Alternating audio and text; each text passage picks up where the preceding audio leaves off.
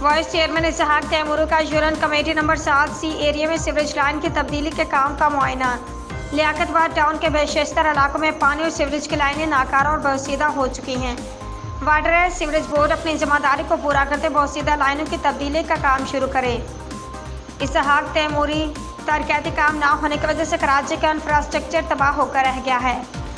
Karachi chairman لیاقت آباد town فراز حسیب کی ہدایت پر وائس چیئرمین اسحاق تیموری نے یونین کمیٹی نمبر 7 میں سیوریج لائن کی تبدیلی کے کام کا معائنہ کیا۔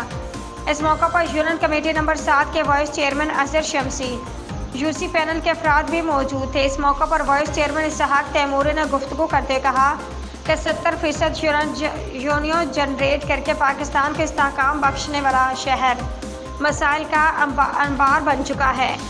انہوں نے کہا کہ واٹر اینڈ سیوریج بورڈ کی غفلت اور اپنے کام سے عدم دلچسپی کی وجہ سے لیاقت آباد ٹاؤن کے بیشتر علاقوں میں بوسیدہ لائنوں سے رسنے والا گندا پانی علاقہ مکینوں کے لیے وبال جان بن چکا ہے اور اس پانی کی وجہ سے اندرونی گلیاں سڑکیں ٹوٹ پھوٹ کا شکار ہو چکی ہیں۔ واضح ہے کہ union committee number 7C area میں تبدیل کی جانے والی بوسیدہ سیوریج لائن تقریباً کئی برس قبل بچھائی گئی تھی۔ یہ سیوریج لائن لیاقت آباد کے بڑے علاقے کو کور کرتی ہے۔